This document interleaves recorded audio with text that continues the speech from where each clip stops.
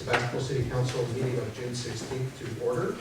We had a 4 o'clock special meeting where we interviewed 4 applicants for the Complete Streets Advisory Committee. And we will be discussing those appointments in just a few minutes. And then we took a little bit of a break, and so Councilmember Glass will be along shortly, I'm sure. So if the roll call can reflect that Councilmember Glass is currently not present, but will be soon, I'm sure. She has arrived at 6:06, just in time to approach the dais so that we can salute the flag.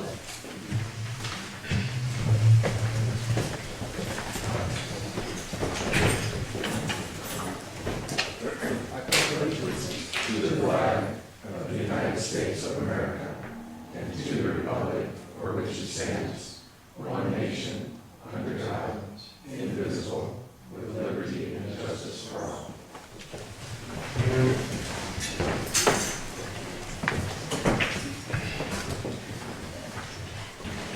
We have no proclamations or presentations this evening.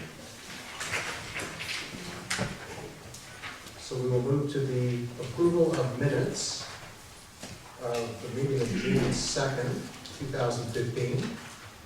I have one slight revision on page 7 of 24. Near the bottom of the page, it says, "Council member clarified," and I'm not sure which one of us did this.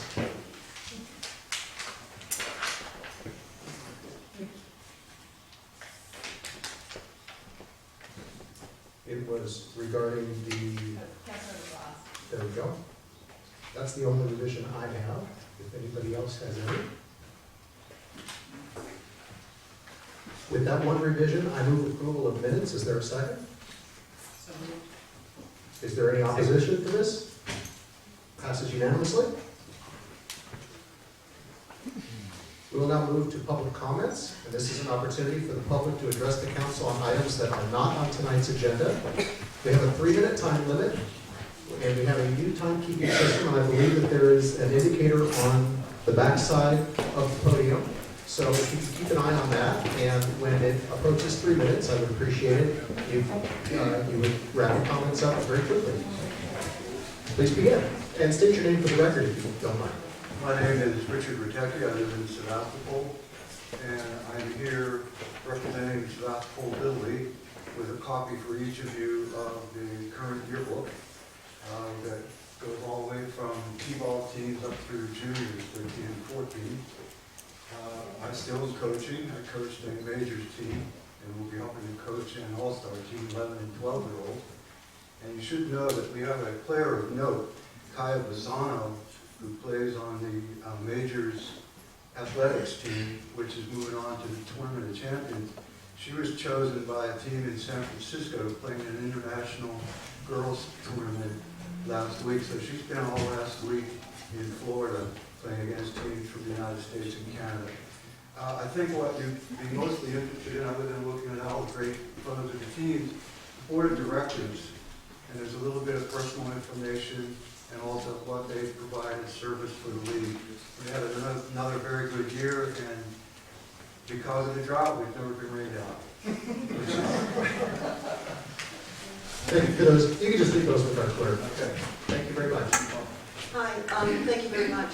Deborah Tavares with primarywater.org. While they have the illusion of drought, we really don't. So you can go to primarywater.org and find out the real water facts. primarywater.org. It's a renewable resource that's made perpetually and constantly down within the mantle of the earth from hydrogen to oxygen, and it surfaces in cold and hot springs. But why I'm here this evening is to read a letter from the Richmond City Council to targeted individuals. This is dated May the 6th of 2015. Dear targeted individuals, my first concern is for the safety and well-being of our residents. As a city official, I am requesting the other city officials provide moral support to the targeted individual community nationwide. A small group of volunteers, dedicated city residents, and their associates have brought before me troubling information. These individuals have reported the need of support in reducing the stigma placed on them via exposing technologies to alter their minds and covertly deem them mentally ill within society at large. 3 years ago, I met Richmond's resident and we discussed this matter. Ms. Anderson informed me she was a survivor of these horrible attacks. And according to her description, these government patented technologies and weapons interfere and disrupt the targeted individual's health, physically, psychologically, by remote transmissions, also known as directed energy weapons. This is a widely used process globally. Also, it's been brought to my attention that many survivors have reached out to city officials peacefully through numerous avenues of redress and accountability about these types of horrifying abuses, only to experience dismissal and being stonewalled. You don't need to dismiss this or stonewall. This is very real. This is a big problem. We can't be mocked or ignored any longer. You must type in and search targeted individuals. You'll be saddened and dismayed. And the level of discrimination resulting from these individuals being wrongfully labeled as unstable, criminals, and troublemakers, far from the facts. These are victims. They go on to say, the City Council, I'm writing this letter in full support on behalf of the citizens and other unwitting residents of Richmond, California, who believe they are unwittingly and unwillingly victims. These hostile technologies, as described to me, cause physical, psychological, sexual trauma, at times unbearable pain to the body, causing underserved harm. In our city, we put forth our best efforts to listen and respect the voices and wisdom and experiences of our residents. We will not ignore, but support those who suspect they have been exposed to these types of inhumane attacks. I've given a letter to all and each of you. We have a copy of it. Thank you very much. Thank you. Next speaker, please.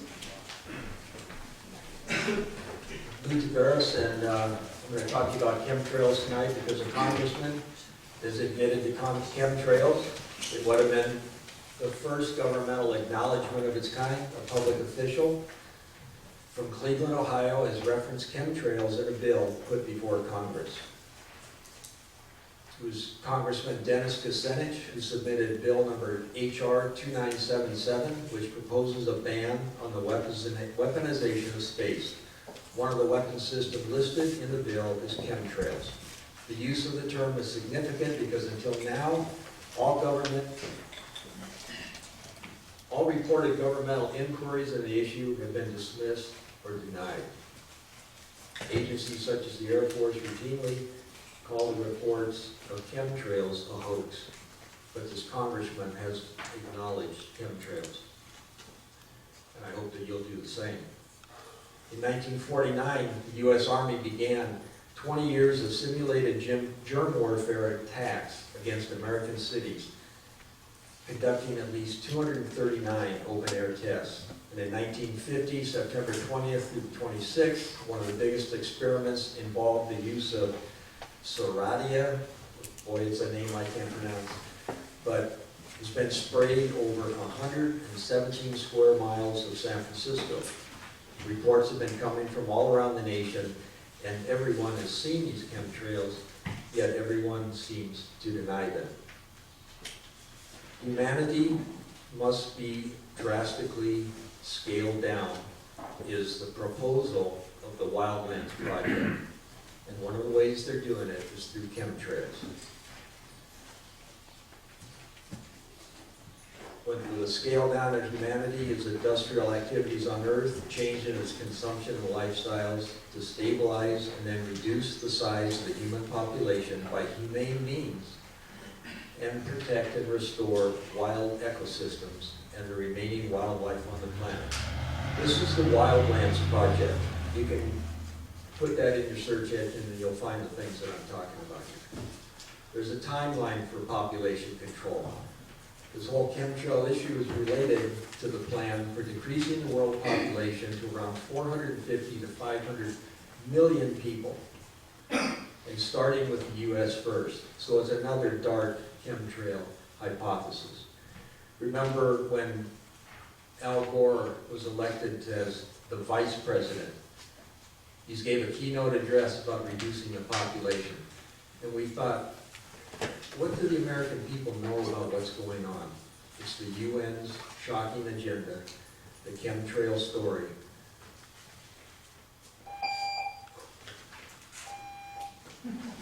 Next speaker, please.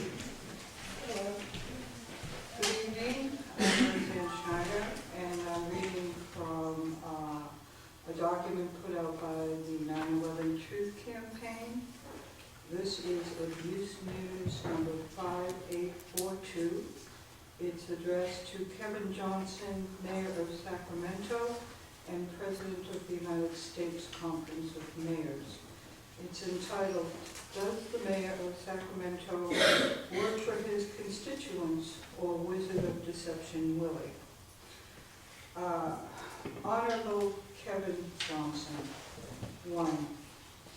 None of the proposed resolutions to be considered at the 2015 United States Conference of Mayors in San Francisco, California this weekend concerns ending the squander of over $2,210 billion blood debt dollars of we, the congressionally betrayed people's taxes on violent United States extremism, mass murder, and world terrorism in the now 13-year unconstitutional war in Iraq, authorized by New York Senators Hillary, Mrs. Taliban, Bush, Newt, Clinton, and Charles Schumer, and 371 other traitors in the 107th Congress, 80 of whom, including Communist China's doll Dianne Feinstein,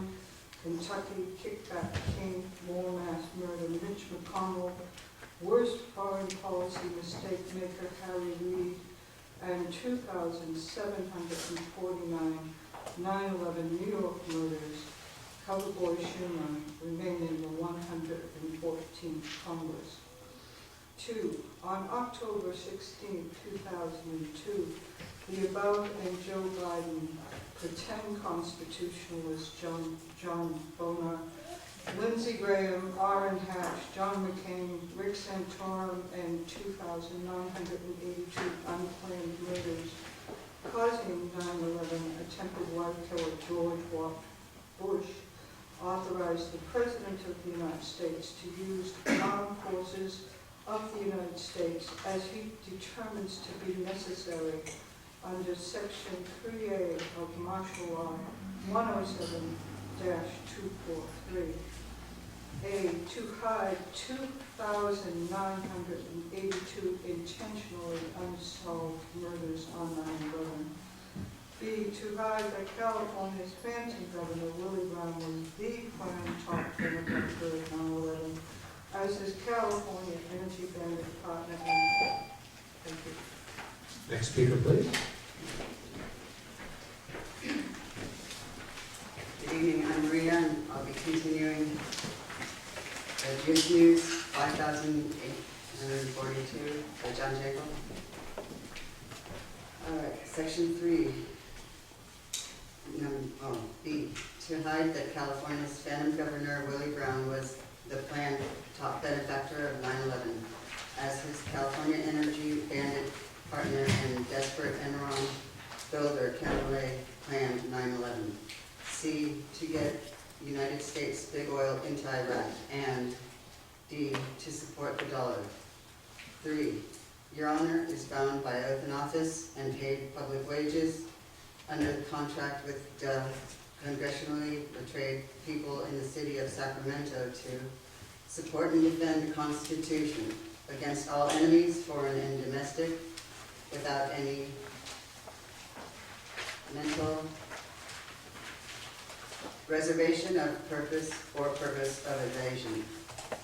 Please honor your oath and contract by introducing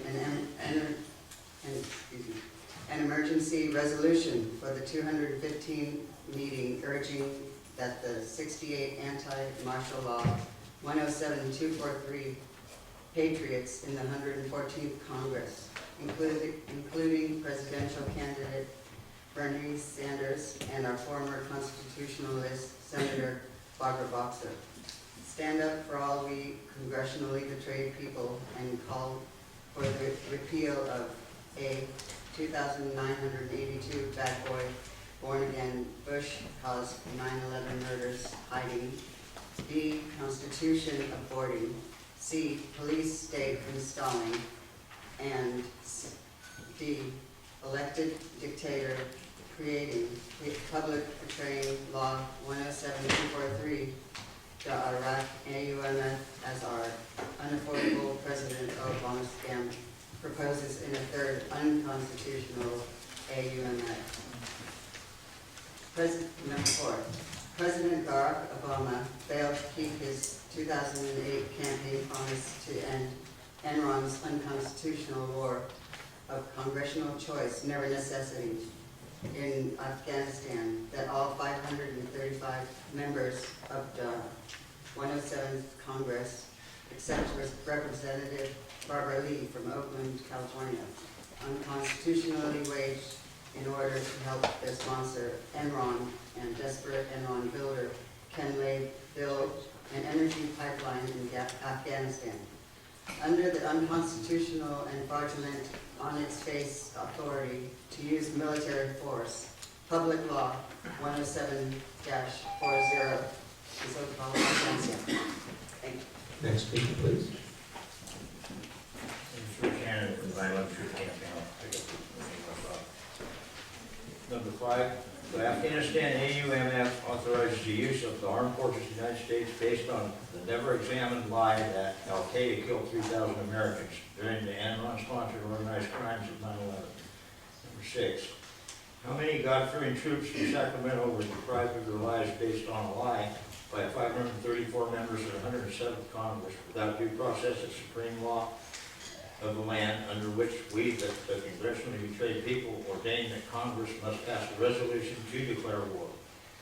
Before one God-fearing United States soldier is ordered in harm's way or ordered to invade foreign soil for any reason, by the Fifth Amendment, we, the people, ordain that no person shall be deprived of life, liberty, or property without due process of law. Number 7, the use of the armed forces of the United States includes the use of military force as well as every Sacramento cop, every public officer under the United States who is armed, and any CIA-hired foreign or domestic mercenary who our deceptive government calls a contractor to deceive we the people. There are over 240,000 mercenaries operating under our dimes in Afghanistan and Iraq. 8, President Barack Obama also failed to keep his campaign promise to end the unconstitutional war in Iraq for big oil under the unconstitutional Iraq AUMF, Public Law 107-243. That was based on the never-examined lie that Saddam Hussein had weapons of mass destruction.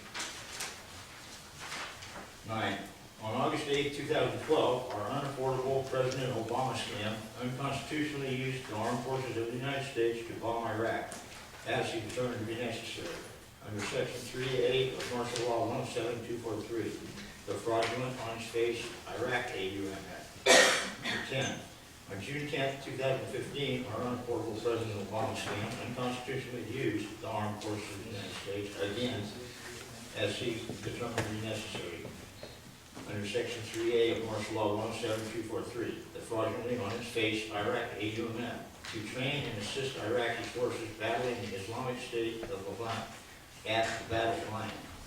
11, ISIL was a direct result of the unconstitutional use of the armed forces of the United States, as he determined to be necessary, under Section 3A of Martial Law 107-243, the fraudulent on its face Iraq AUMF. 12, do the informed people of Sacramento want to continue the unconstitutional use of the armed forces of the United States as he determines to be necessary, under Section 3A of Martial Law 107-243, the fraudulent on its face Iraq AUMF? No. 13, please consider an emergency resolution to inform the United States Congress. Thank you. Next speaker, please. Virginia Union News number 5814.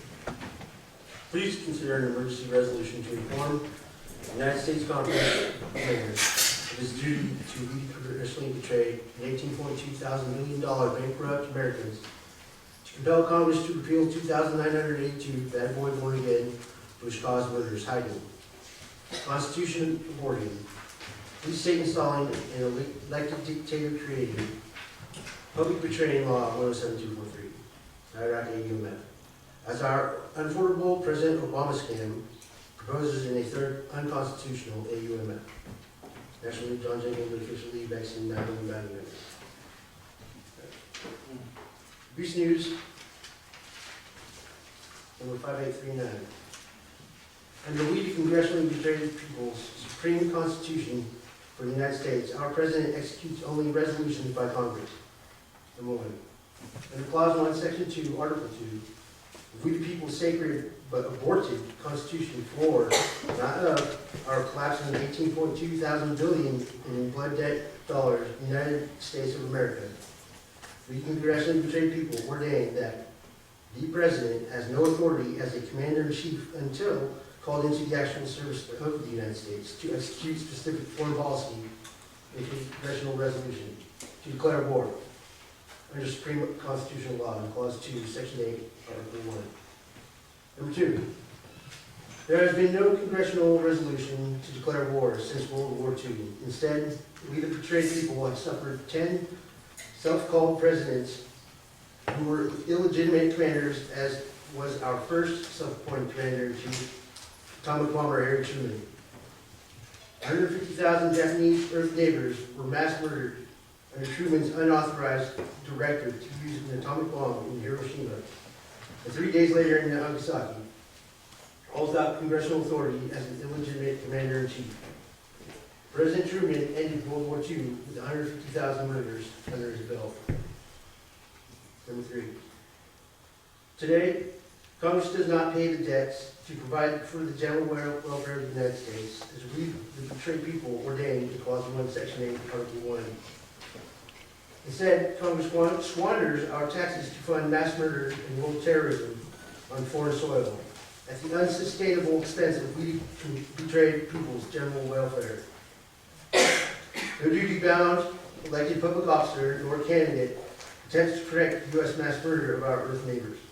None will even touch this democracy-killing subject because all serve sponsors in organized crime, Christian wrong into 1% at the direction of Wizards of Deception, Willie Brown. The top intended benefactor of 9/11, as planned by Visibility's California Energy Bandit partner and on building Canada. Next speaker, please. I'm John Shankel. I am the most violated living target victim because of this work. I think most of you know, you drive down the road here 3 miles, you'll see that half of my horse farm is seized by the county of Sonoma and occupied now by domestic entities who hide in Paul Love's Wine Limited Partnership. You haven't heard the end of that story. There's been no congressional resolution to declare war since World War II.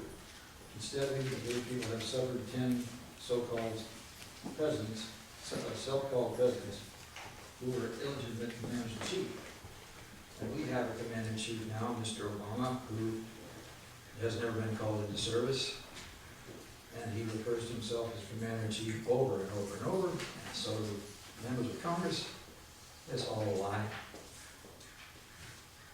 And Mr. Obama loves to lie about the fact that Al-Qaeda killed 3,000 Americans on 9/11. This is a picture of one of the 2 controlled demolitions of the Twin Tower. 110-story steel structures, massive steel structures, came down in 10 seconds. 1, 2, 3, 4, 5, 6, 7, 8, 9, 10.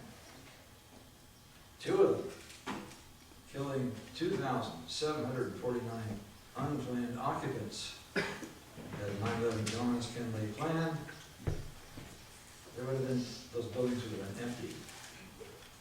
It's all detailed in this document, and it's all covered up by Martial Law 17243, which this body is the only government in the world to petition against, under Mayor Sarah Gurney. That's an exhibit. I gave you the document here. If you look at page number 10 of 12, you can see there, Mayor Sarah, approved by Mayor Sarah Glade Gurney. What do you know about that? And it says up there in the second paragraph, be it further resolved by the Sebastopol City Council, request that our congressional representatives, Lynn Woolsey, U.S. Senators Dianne Feinstein, Barbara Boxer, make every effort to initiate and support the rescission of Public Law 107243, which I call Martial Law 107243, which is called the Iraq AUMF. Thank you for listening. Next speaker, please. Mr. Nickel? Oh, you got it. That's not related to my. Mayor Slater, it's good to see you again tonight at the Sebastopol World Friends events. I want to thank you for your support of this organization. Certainly. My name is Rod Calvin. I live at 794 Robinson Road.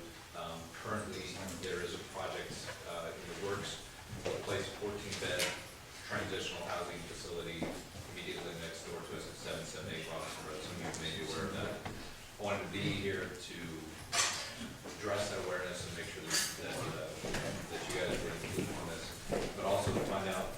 Sir, can you speak to the mic? Yes, certainly, sorry. But also to, well, to address the project a little bit, our concerns with it, and enlist whatever assistance you guys might be able to provide in addressing these concerns. This is not in the city limits of Sebastopol, but it's just outside, but certainly the impacts of the facility would be felt by persons within the city limits, and I think that also living in the area where we live could be described as within the zone of influence of the city, and I don't know, how far that term reaches. But right where we live is at the end of a shared driveway. We access our property through the property at 778 Robinson, and the placement of sort of a rotating roster of 14 potentially recently released criminals in the house next door would have a substantial impact on our lives, the lives of our children and those of our neighbors. We're not against the type of project. It's primarily a question of scale, and while someone's about the way that the project is approached, it's sort of just been thrust on us due to California state regulations designed to control NIMBY responses. We don't really have much of a voice in terms of really anything about the project itself. So again, just to raise awareness in this body and describe the project a little bit. Just addressing the processes, again, we don't necessarily oppose the project, we're concerned about the way it's being implemented. No studies have been done to address the impacts of traffic, either vehicular traffic or pedestrian traffic up and down the road. Obviously, there's nothing wrong with pedestrian traffic from sort of the city planning standpoint, but in terms of the impacts on the lives of neighbors, again, the sort of transitioning roster of new people moving up down the street, our neighbors run a little lemonade stand down in the end, is just going to change, and there's really no way around that. I have a couple neighbors, actually, with another neighbor that's going to address it more completely, but I've got 18 seconds left, so I was going to ask for questions from you guys, but it looks like we're out of time. Yeah, and the way that this segment of our meeting works is that we're here to listen. It's not agendized, so we can't take any official action anyway. So thank you for your comments, though. Good comment. Mr. Mayor, can I get a name? Oh, please. Yeah. My name is Rod, and the last name is Calcum. That's what we can't quite understand. Calum? Calcum, C-A-L-K-U-M. Got it. Okay, Thank you.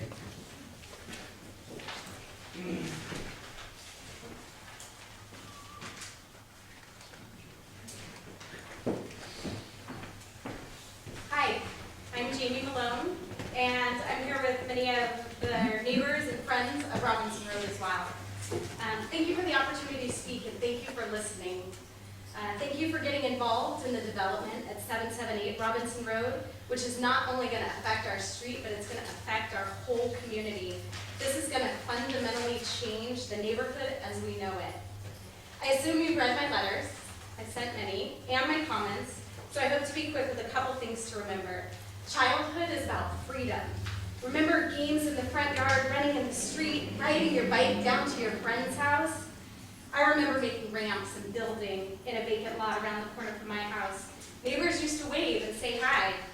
Currently, my neighbor comes out and he puts cones in the street every time my girls ride their bikes to the end of the street.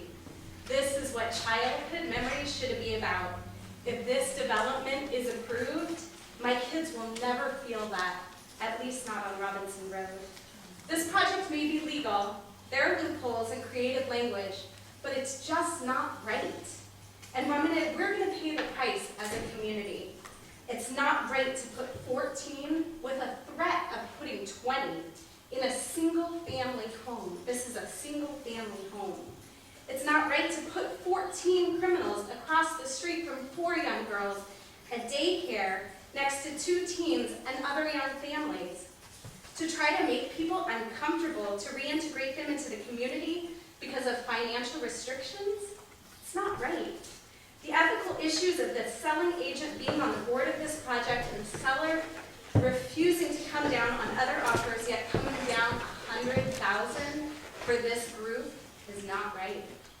The environmental impact reviews not being completed on the human impacts of this project when HUD said that the county was expected to address these issues and respond to our letters is not right. There's no transparency. Different things are communicated to us weekly to assuage us. The property is in the city sphere, although it's actually 2 doors out of the city in the county limits. It's on city services, including water and sewer, so it will impact the city. The last time the county sheriff was called to respond, it took more than half an hour, but city police were there within minutes. It also is annexable by the city and may be part of the city before the 55-year deed of the housing or care facility that would be required by HUD if HUD gives their funding to this. Please help us. Demand that the numbers need to be lower, maybe 2, 4, or 6 residents, to set these residents up for success, which would also be in line with CHSC's other projects. Look into using it for low-income housing, housing for foster youth transitioning to adulthood, for long-term or permanent housing. Help contact the county offices. Make it an agenda item, please. Thank you. Thank you. Next speaker, please.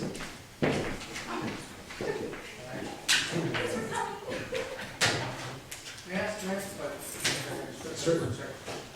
People who are here regarding the 778 Robinson Road development, can you raise your hand? Yeah, thank you for that, but it helps to. I want to count. I lead everything up to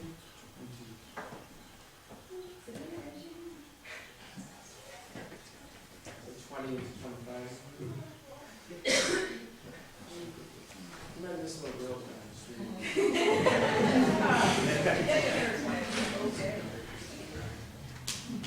Thank you. Thank you. Please begin. Thank you.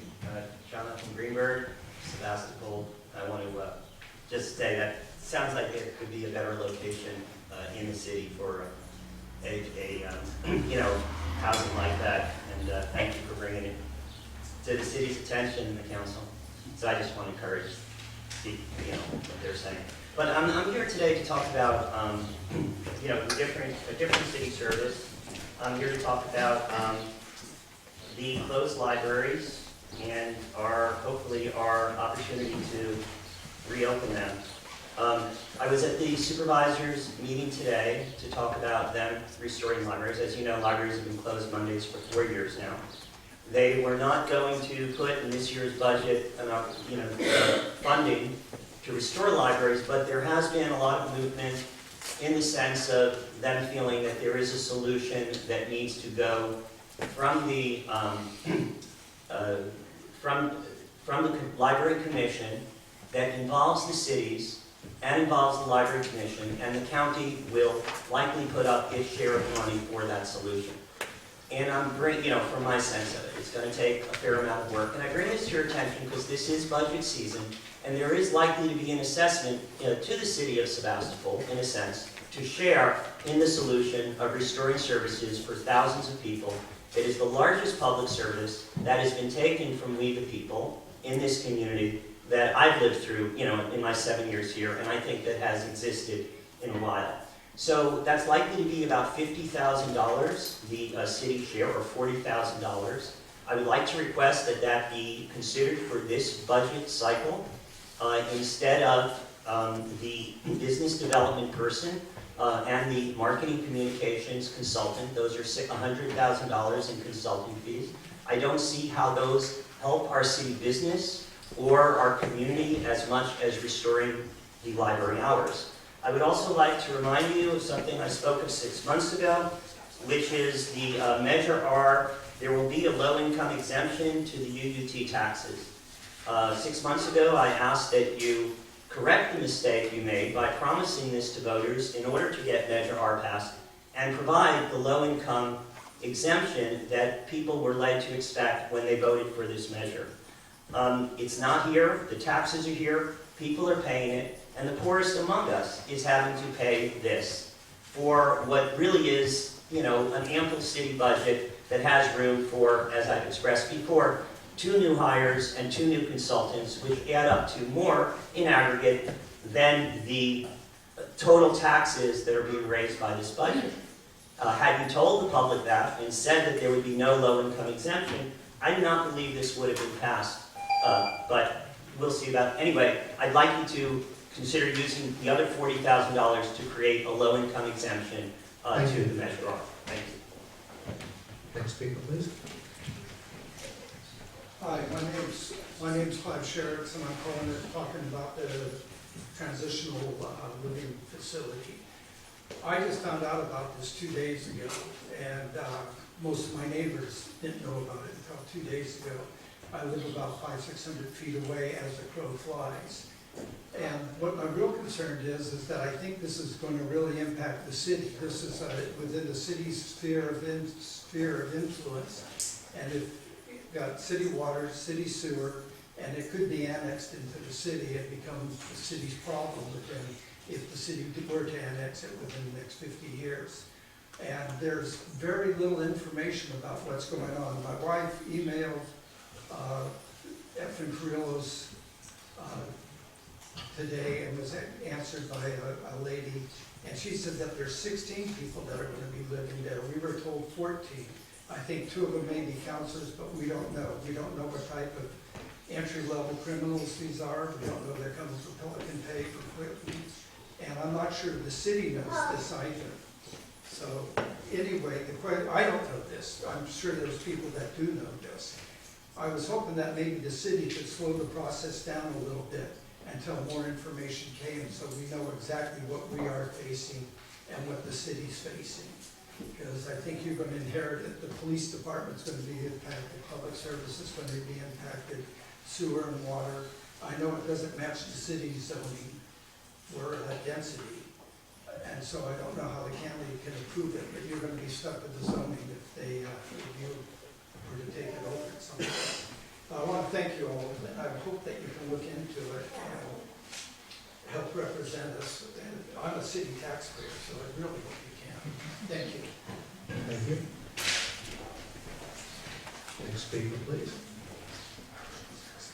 Hello, Thomas Mordillo, Sebastopol. Actually, I just have a question. The occupied fence project, is it mentioned in item 4 and in item 9. So is there proper comment in either of those? If you want, make public comment on any item on our agenda. So When we do that. Oh, would you like to make it now or then? That would, Item 4, item 9, or now, do you have the appropriate? it's, well, item 4 is part of the consent calendar unless a council member removes it, but you're welcome to make public comment at that point also. Okay. Okay, thank you.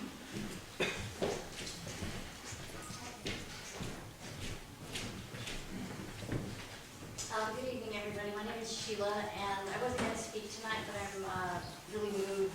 I was just going to come and observe tonight. I've raised my family here, and I've lived here for 18 years. And I really resonate with absolutely everything that everybody is talking about. I've been doing a lot of independent research myself, more on the lawful lines of things. And basically, our entire country has been in a perpetual bankruptcy since 1933. We are under a complete illusion of the power that we actually have. The codes and the legislature that are enacted that purportedly rule us are in fact completely de facto. And our inherent rights lie with our creators. They lie within ourselves. We the people have been ordained with this truth for our rights, and they're basically being usurped across the board. I believe that targeting exists. I believe that the chemtrails are actually dumbing a lot of people down.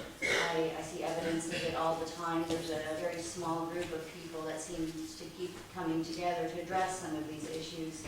And that's what I love about Sebastopol, because there seems to be quite a bit of them here, and I would just like to encourage people to question absolutely everything. Our rights are only there if we use them and if we assert them and we understand exactly what they're there for. Codes and statutes apply to the 10 square mile of Washington, D.C. We're under the illusion that they actually apply to us, and I'm a peaceful person. I'm a unarmed, person trying to be a good person. I'm accountable for any misdeeds, and I don't believe I have any. And I believe in the rule of law and the rule of man. There's been a great push over the last couple of decades, it seems, where things are getting really more intense. And I just think it's good that we all start to question pretty much everything, and everybody should do some research. And, we've got the internet now, and it's an amazing resource to connect people and to share information. So, thank you. Thank you. Are there any other members of the public who wish to address the community or the council on any items not on tonight's agenda? Okay, we'll close public comment. Are there any statements of conflicts of interest by the mayor or city council members for any item on the agenda? Seeing none? Councilmember Glass? There's still an issue of the Michigan Watershed Association that may come up in the budget hearing, so I will excuse myself. So just let me know when to go. Keep a close eye on us. Okay, please. So, item number 2 on our agenda is the discussion and action for the appointment to Complete Streets Advisory Committee. And I'm not sure we need a staff report. This is the item that I mentioned before, that we interviewed 4 individuals for 3 seats this afternoon, starting at 4 o'clock. And so I will look around for any discussion on this item. Or perhaps we should have public comment on this item first, and then we'll have discussion. No public comment on this? Okay, we'll close public comment. So now we'll move to some discussion. Councilman Reeder? This is a question for the city attorney, city manager, McLaughlin. There's been a proposal put forth by a group that one of the applicants belongs to assist the city with the possibility of facilitating citizen outreach on potential multi-use community connector trails. It's my understanding, and also was reinforced by that person during their interview, that that group does not intend to take any money in payment for their services. In other words, the individuals are not proposing to be compensated. However, there has been a potential budget request for some funding that, it's my understanding at this point, would defray the cost of rental facilities, say a room at the Center for the Arts, office supplies. In other words, not going in anybody's checking account or pocket.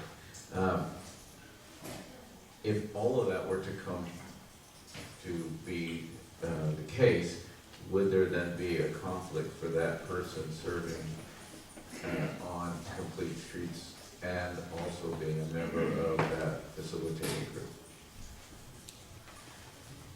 This raises the Government Code 1090 issue. It may be not possible to completely assess it ahead of time. It probably would have to be looked at the time that the group proposal to help facilitate this trails type meeting takes place. Generally speaking, what Government Code 1090 says is, if you are a member of a city advisory committee, you cannot be quote unquote interested in a contract that the city enters into. So if there was a situation where the only monies expended were by the city directly to rent facilities, to help with, to take care of expenses, and there was a direct city payment for those expenses, and there was no contract and no money paid to this person or the person's group, it's fairly safe to say that that would not raise a Government Code 1090 issue. But again, I caution that the way it works is you have to assess it at that time. Thank you.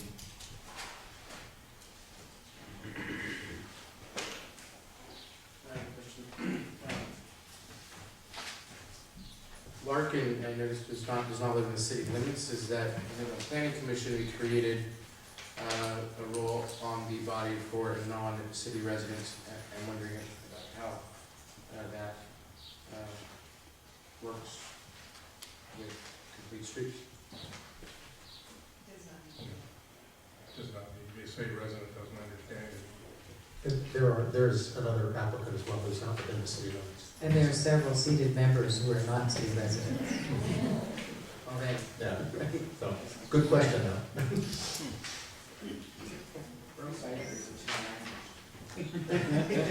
Code 1090. We covered that in the interviews as well with Mary's assistant. That's right. Where we open and close the public comment portion. May I comment on what you're talking about, public? If there's a conflict, if you're talking about me, I would like to withdraw my application to the city, because I think the perception of the conflict is just as big as the legal part. Thank you for that. We appreciate that. Well, I need a clarification of that, because what we understand now from the letter is that it's an offer for a budget item from $0 to $10,000. That's what's been submitted to us. And we have, at this time, no commitment of money to that item because we haven't gotten to our budget discussions. We have no commitment to that particular group to do that work. We are advised that we don't know right now if there's a conflict. So in that circumstance of uncertainty, I really want to know if you are withdrawing your application. Because I don't see a need for you to do that right at this moment, given the uncertainties. It sounded like you were withdrawing your application, so I'm double checking to make sure I heard it correctly. I feel like I should, in the sense you have good applicants, you have 3 applicants, you have 3 openings. I feel I can participate as a citizen, whether I'm on a committee or not, and the perception of a conflict is enough for me. I withdraw. But there is no conflict yet because Carlight has not been retained for services that we have not yet committed to as a council. It's up to you. What needs to happen is the first domino needs to fall, and we're not sure which the first domino is. Right, exactly. I get it, but I'm not into it if it's perception also. So can we, please, Councilmember. Can we postpone discussion until after we review the budget and approve the budget this evening? I'm comfortable with that. Is there consensus on that? We'll do this after the budget item? We can do that, but we have to remember that it still doesn't resolve, or with any certainty, whether Carlight is involved or not involved in community facilitation. That decision cannot be made tonight, That is correct. even if we take the budget before this appointment. Okay, so, I would say this, I'm ready to discuss the applicants and make the appointment and see if in our future such a conflict arises. I'm ready to do it now. Otherwise, it could be, at 10:30 at night or whenever we get to it. I'm happy to go, Councilor. I'd like to point out that this situation seems really analogous to the reuse of the lumberyard site that my partner Marcia Sue Lustig convened citizen meetings with the vice mayor, and city funds were expended. Neither of them got paid, obviously, but, my partner Marcia Sue Lustig is a member of the GPAC, which is a city advisory body, so I don't see how this is really any different. It's not that the people are personally profiting by their involvement, and as you pointed out even more astutely, if the funds were not dispersed to an organization with the concept that they would then further spend them on city-related activities, but were dispersed by the city directly, then it seems like it's pretty clear no personnel are profiting from expenditure of city funds, it would seem. I think those are very distinguishable circumstances. In your partner's case, Marcia Sue Lustig, she is a volunteer on the GPAC as an appointee of the council, and she volunteered as a citizen to do different work, additional work. There wasn't payment directed to her or to me, which seemed to be your implication. In this case, we're looking at potentially contracting with a group for anywhere from $0 to $10,000. So that is a direct employee of the city doing work and a citizen volunteer being one and the same person. In Marcia Sue's case, she was a volunteer and an appointee and a volunteer, committee volunteer. Very different. But as you pointed out, we have not determined whether or not Light Initiatives will be the recipient of any future contract. And we can't make that decision tonight. That's why I'm Absolutely. comfortable going ahead with the appointments. Well, then, And- let's move forward with the appointments. I neglected to say, there is an interface between the activities of the GPAC and the development of that site, because it is in the downtown and the general plan is planning that site and so on. That's right, and we have Lynn Diedler, who's on the Complete Streets Committee and also on the DRB. It's called small town. It's called small town. So, apparently we need lots of volunteers. We have- This is going to be a problem. we have decided to move forward with the appointment, so we made that decision. So, is there any discussion on our interviews? Vice Mayor Gurney? Well, I will start with some comments. It's hard, first of all, let me thank all the applicants and thank the people who are presently on the board who re-upped and were willing to continue to serve. I think that shows a great civic commitment and great interest in the issues of the Complete Streets Committee. I was very impressed with Larkin. The word I would use for her and what she offers the committee is experience. This is a person who knows our streets and our sidewalks and our trails because she uses them, her family members use them, and she has done this for so many years. She is a visible person on our streets.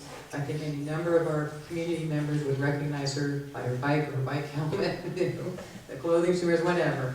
I think she's a great addition to this commission, and I am pleased that she would reapply after an absence. I was also very impressed with the answers that Lynn Diedler gave. I think he adds to the committee with this reapplication. What do I say? I don't want to say institutional memory, but he has institutional experience. He's very familiar with how our boards work.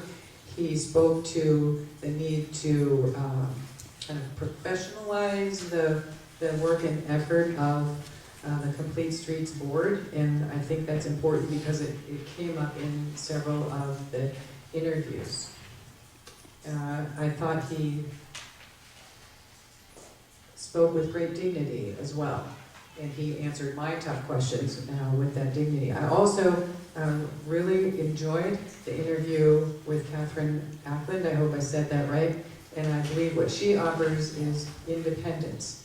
And the way of thinking, the way of expressing herself, and her commitment to process and facilitation, I thought would add greatly to what I think we're hearing of as the need for this board to be more sophisticated in its processes and reach out to people and be at a higher functioning level. And I believe that would be one of her skills. So those would be my 3 choices.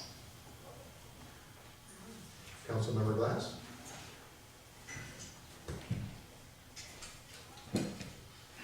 Well, I was impressed actually with all the interviews, and as usual, it's very hard to make a decision because in Sebastopol we always get an incredible field of really qualified applicants. I was very impressed with Larkin, and what I would say is that she's a field tester. This is somebody who has field tested our streets and our roads on her bike, figured out where there's potholes, even talking about how our roads are arched in the middle. So, which, I have to confess, I never really thought about that. Gosh, a road that's arched in the middle is kind of hard to ride on because your bike's going like this. So I think she really adds a lot, but also not just as a bike field tester, she's a transportation field tester who has field tested our bus system and our pedestrian routes. And so I think she has a lot to add.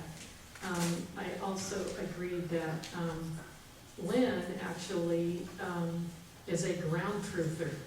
And Lynn's been out there looking at the roads and looking at our bike trails and looking at these things, and has put a tremendous amount of work and effort into looking at potential bike routes, etc.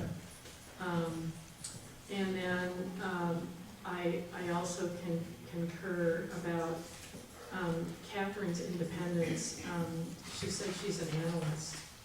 And I'm a data person. I like the idea of having somebody who has both facilitation skills and kind of analytical skills where they're looking at the pros and cons of a lot of things in a neutral kind of manner. And I think bringing that neutralism to this committee could be very useful. I have to say, I also, I enjoyed Mr. Fain's interview as well, because he has the perspective of an engineer and a bicycle advocate. However, I would say I would be supportive of Larkin and Lynn and Catherine, because Lynn does fulfill that role of being a very strong bicycle advocate.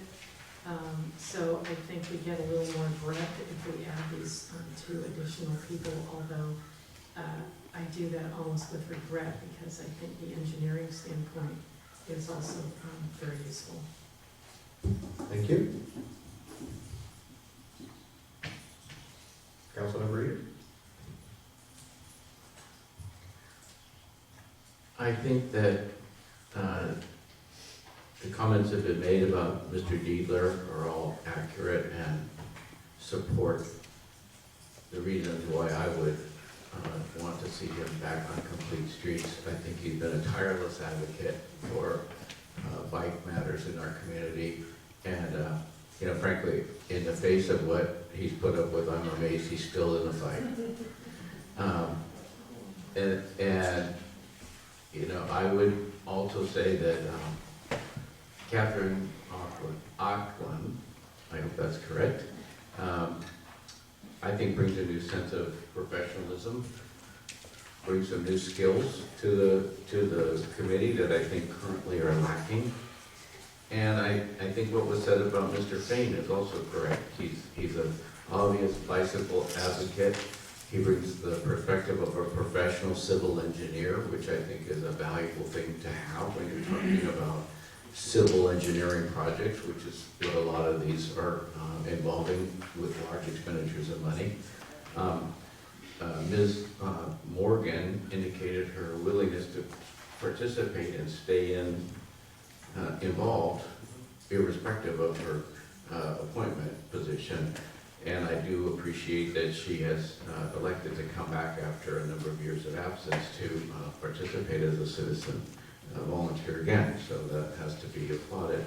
But those would be my three recommendations: would be Mr. Diedler, Ms. Acklin, and Mr. Fay. Thank you. Councilmember Jacob.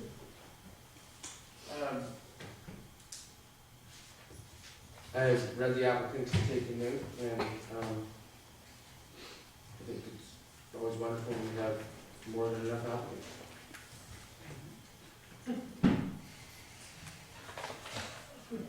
Will you be stating preferences, or will you be abstaining on this item? I didn't know you were doing preferences. I was looking more for a nomination. Is that normally how we pick committee members? Yes, generally, that's the final step, where we're discussing who each of us prefers. I'm looking forward to your motion. Okay.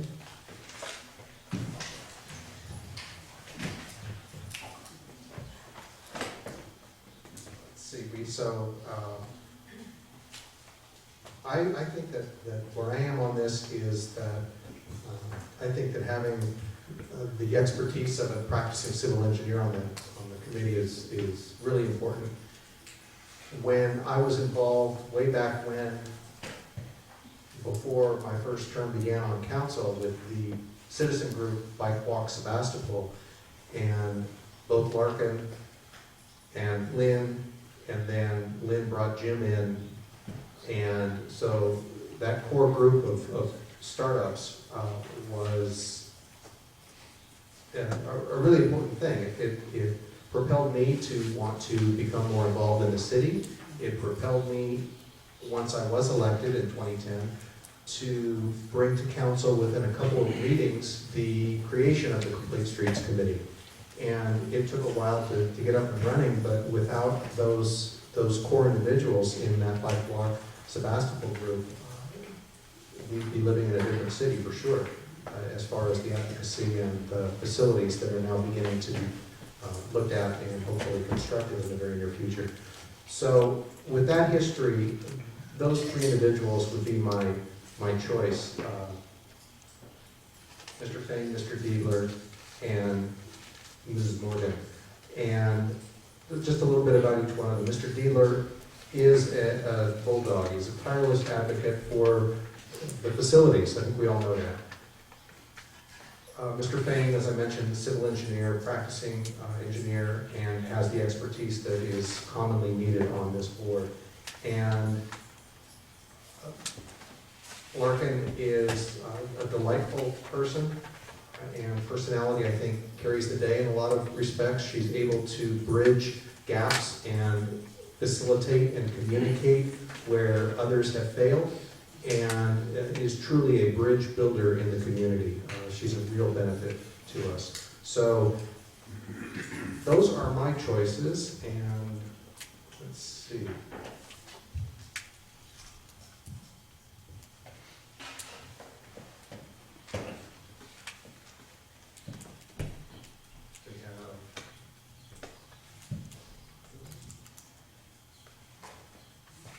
So where we are on this is currently 4 council members have noted preference for Lynn Diedler and for Larkin Morgan.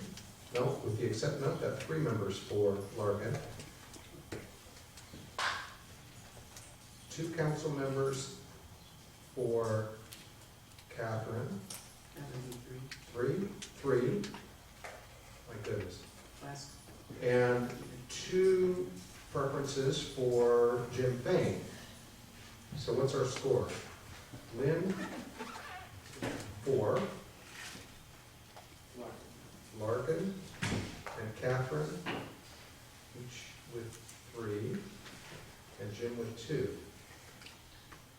So, 3 and 3.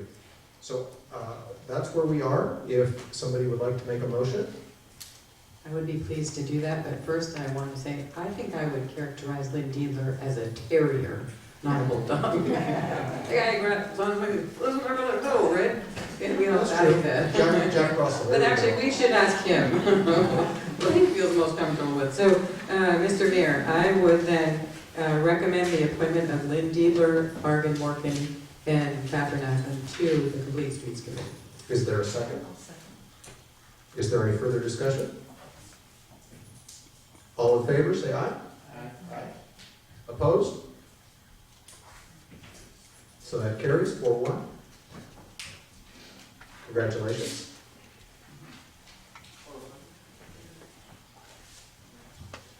What's their form? I did, I voted yes. John voted. I got that, I Yeah. couldn't see over here.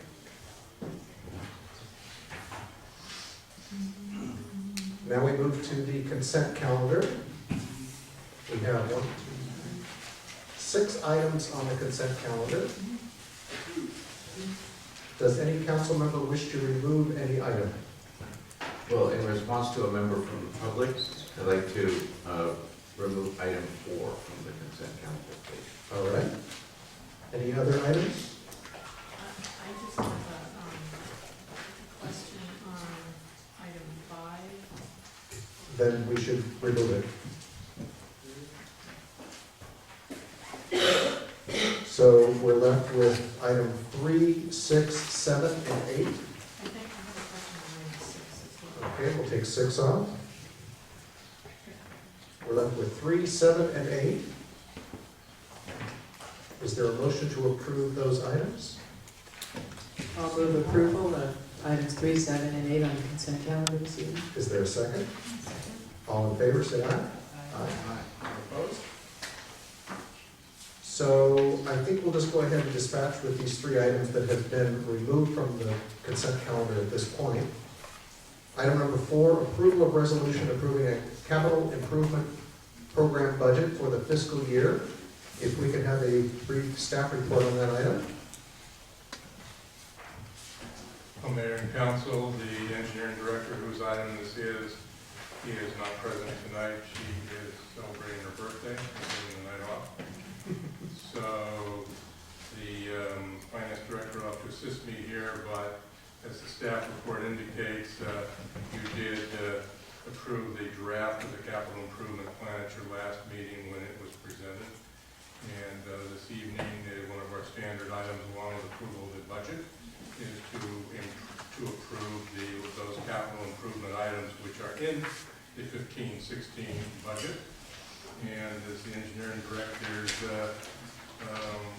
staff report indicates, there's a number of those projects starting at the bottom of the first page, going on to the next page of items which are in progress that are included in the CIP budget, which include the ADA transition plan, skate garden expansion, the occupy bench, etc., including bike lanes and other items. And then there are new projects proposed in the CIP 15-16 budget, which includes the construction phase of the skate garden, signage at Tomodachi Park, synchronization study, which is funded from the CBS settlement, and several other items. These items are all detailed in the budget page, which is attached to the staff report. And that's my staff report. Thank you. Engineering director. We appreciate that. Any council members have questions on this item? Member of the public who wish to speak on this item? Thomas? Please come forward. Eileen Morbido, Sebastopol. Thank you, John, for taking the consent calendar. I just really wanted to double check with you on the numbers. I'd like to double check with you on the numbers on the Occupy Bench project.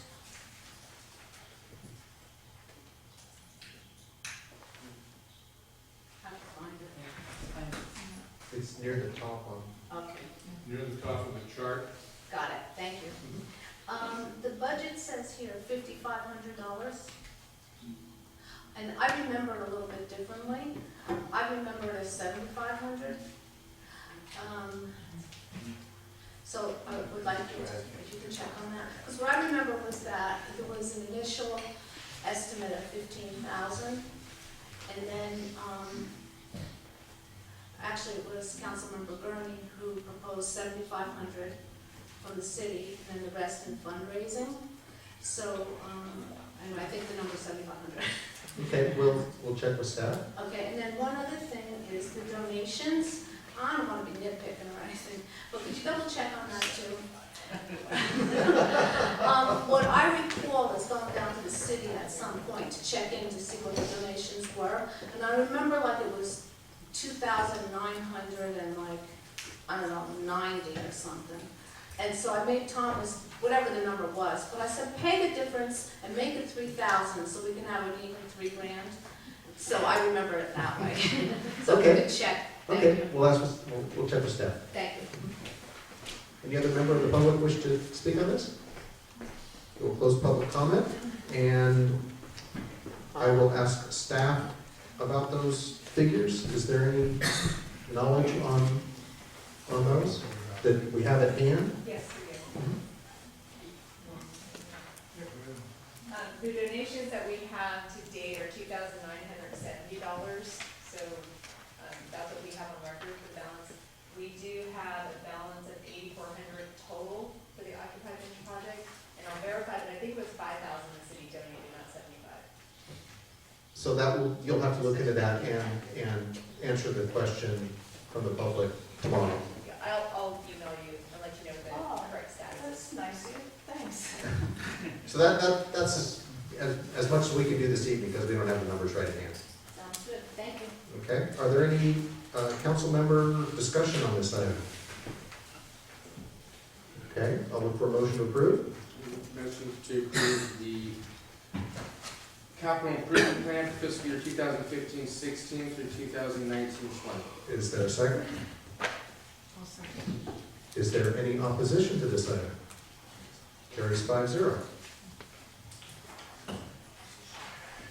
Item number 5 was removed, and this is the Sebastopol Solid Waste approval of annual rate adjustment.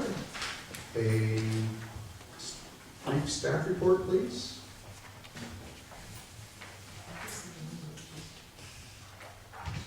Mayor and Council, this item is the annual rate adjustment for the pursuant to the city's franchise with Redwood Empire Disposal. This is the item that comes to the council every year after an audit is performed. And the agreement that the city has, the franchise agreement, sets how the rates are calculated. And it is a matter of getting the information, doing the math, and then the city council sets the rate. So the math has been done, the figures are correct, that's why I was on the consent calendar.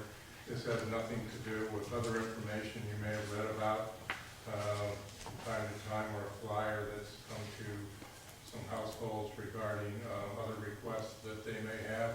This is the regular annual rate adjustment. All right, thank you. Questions of staff? Maybe I'm just being really dense, but I just wanted to clarify, because it says in here what the two factors are for setting the rate, and it says that the RRI decreased by 0.63 this year, and that the tipping fee hadn't changed, and yet the rate is going up by 0.63, and that's why I was confused. I think Jim Sayers is. Yeah, I'm John Warren. We have representatives here from the franchisee who will address your question. My name is John Warren. I'm the CPA for Redwood Empire Disposal. And the answer is that there are 5 factors that go into the refuse rate index. It's not just a straight thing like the CPI. And it's designed to more accurately reflect the operating cost of the company, as opposed to being just a straight CPI that's just, fits all categories. So what we do is, there's a fuel index, and because fuel went down this year, year over year, that index decreased. But there's also a repairs and maintenance index, and a vehicle replacement index, and a general CPI index, and those all increased. So all in all, the average was that there was a small increase in the overall index. Thank you. Then we should, just for future reference, we should correct our document here, which says that the rates adjust automatically based on 2 factors, because what we're being told here is that it actually is 5 factors. Not to be a nitpicker, but. Accuracy is. You are correct. Now, I will say that the chart on the reverse side of that page does indicate those different factors, as Mr. Warren indicated. Okay, thank you. Councilmember Hughes? Well, actually, I was responding to the comments made by the speaker here, and our staff report says the first factor is the RRI, and you're saying that one factor is comprised of 5 factors, correct? That is correct. So actually, the staff report is written correctly, and it's the one factor that we're basing this on is comprised of sub-factors. How's that? But it's Thank still, you, Councilmember. it's still an increased number. Anyway, I wanted to clarify that's correct, that the RRI is actually, as you just stated, based on 5 different factors, and it's only one of 2 components. It's a pretty complex index. When we were just CPI, it's like really easy. Everyone understands that, everything goes up a little bit, and, so this is a little more complex, but it gives a better indication of what the actual expenses are and what's happening to those expenses of the garbage company. So I would excuse anyone that doesn't understand this completely. I deal with this every year in several different entities here in Sonoma County and in Green County, so I'm very familiar with it, and I excuse anyone who doesn't completely understand it. Thank you. Is there any member of the public who wishes to speak on this item? We will close public comment. Is there any further discussion on the part of the council? Is there a motion to approve this item? I move to approve the Sebastopol solid waste annual rate adjustment. I'll second. Any further discussion? Any opposition? Motion carries. Item number 6, junior accountant position job description revision. Staff report?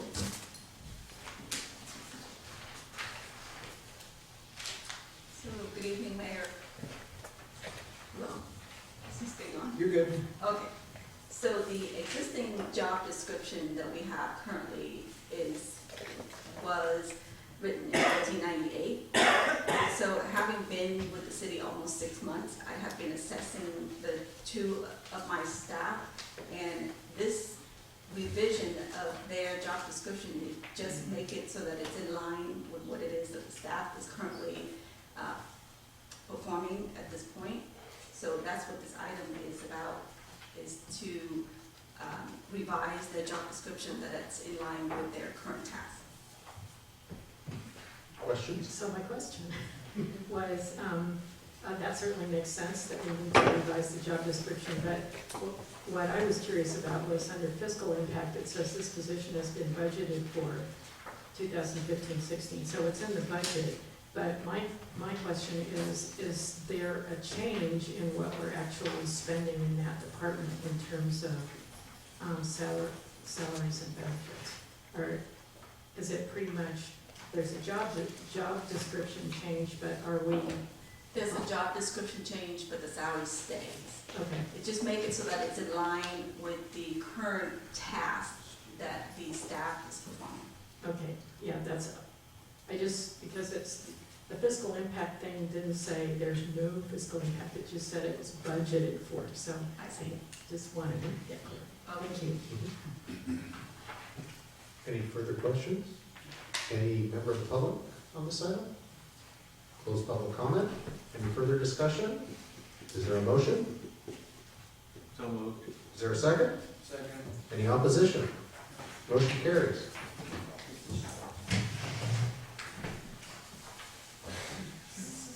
Seven and 8.